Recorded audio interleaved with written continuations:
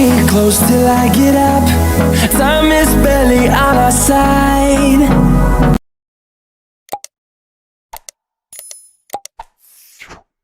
Rani život 1987-1903. Francesco Forgione, kasnije poznat kao Padre Pio, rođen je 25. svibnja 1887. godine u skromnom seljačkom domu u Pietrelcini, malom selu u pokrajini Benevento u južnoj Italiji. Njegovi roditelji, Grazio Mario i Maria Giuseppa Forgione, bili su siromašni ali pobožni ljudi, koji su ga od ranog djetinjstva učili ljubavi prema Bogu i pouzdanju u njegovu providnost. Francesco je od malih nogu pokazivao izvanrednu duhovnu osjetljivost. Već kao dijete imao je vizije anđela čuvara i djevice Marije, o čemu je kasnije svjedočio. Bio je ozbiljan i pobožan dječak, a susjedi su primijetili da se često povlačio na samotna mjesta kako bi molio. Od djetinjstva je osjećao poziv na svećenički život, a obitelj je poduzela velike žrtve kako bi mu omogućila obrazovanje. Njegov otac je emigrirao u Ameriku kako bi zaradio dovoljno novca za školovanje mladog Francesca. Ulazak u kapucinski red 1903 do 1910. U dobi od 15 godina Francesco je stupio u novicijat kapucinskog reda u Morconeu. Uzeo je redovničko ime Pio, u čast pape Pija V, koji je bio poznat po svojoj revnosti u obrani vjere. Kao novak, Francesco je bio poznat po svojoj strogoj disciplini, dubokoj pobožnosti i ljubavi prema Kristu. Tijekom svojih studija suočio se s ozbiljnim zdravstvenim problemima, uključujući visoke temperature, koje liječnici nisu mogli objasniti. Unatoč tome, nastavio je živjeti strogim redovničkim životom, oslanjajući se na snagu molitve. Godine 1910. u dobi od 23 godine, zaređen je za svećenika. Na dan svoje prve mise molio je da mu Bog dopusti trpjeti za spasenje duša, ne sluteći da će njegova molitva biti uslišana na izvanredan način. Pojava stigmi 1918.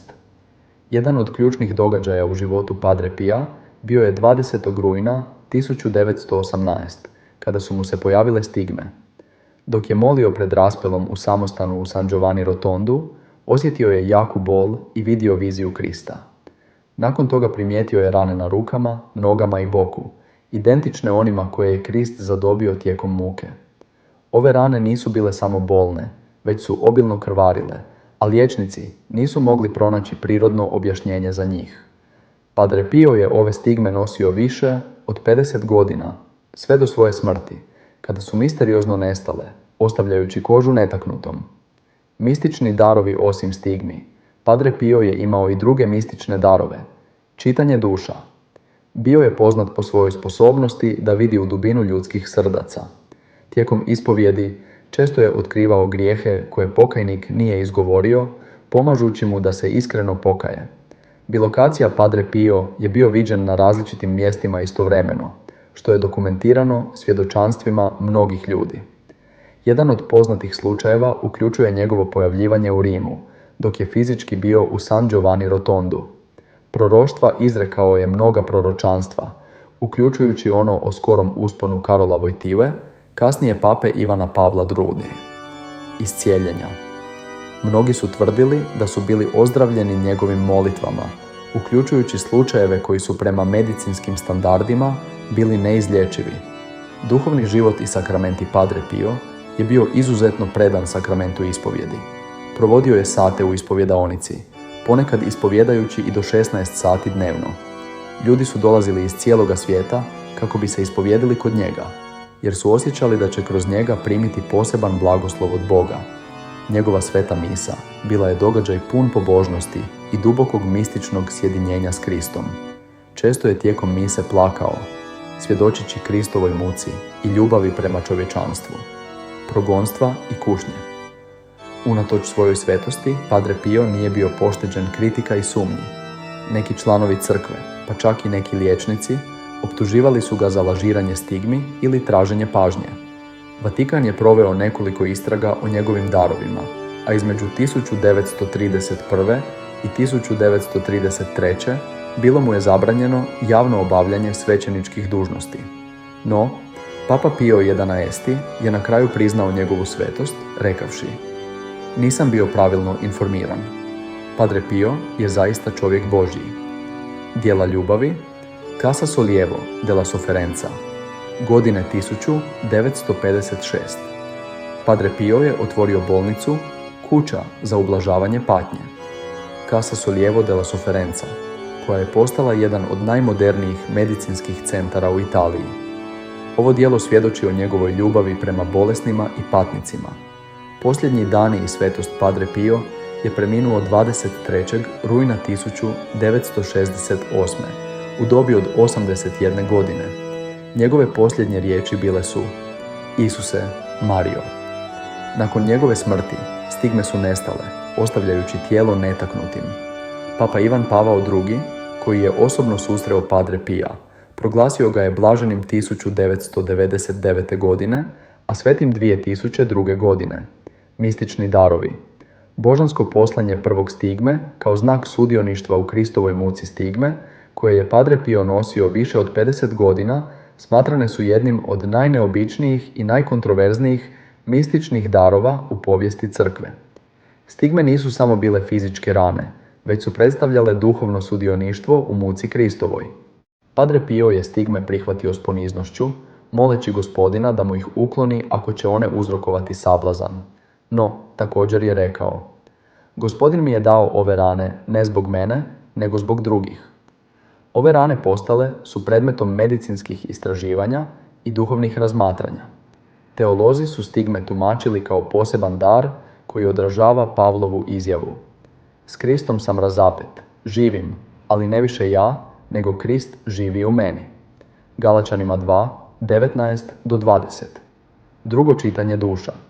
Skrivena milost ispovjedi Padre Pio je stekao slavu po svojoj sposobnosti čitanja duša.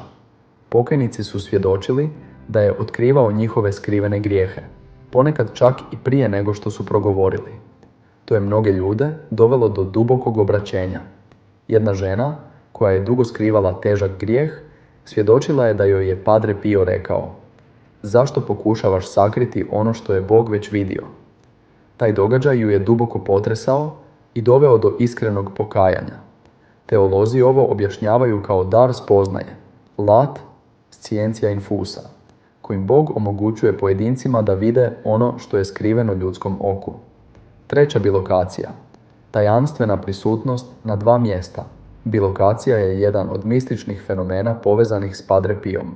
Njegova bilokacija nije bila samo fizička prisutnost, već i duhovna prisutnost s ciljem pomoći drugima.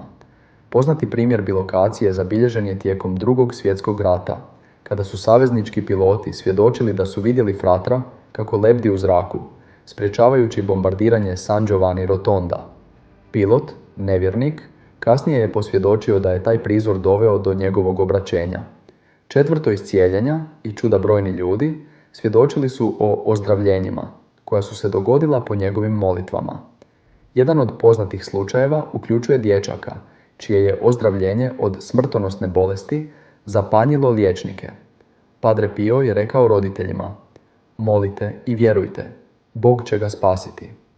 Svjedočanstva suvremenika Papa Ivan Pavao, drugi Karol Wojtyła, budući Papa Ivan Pavao II, susreo je Padre Pia 1947. godine.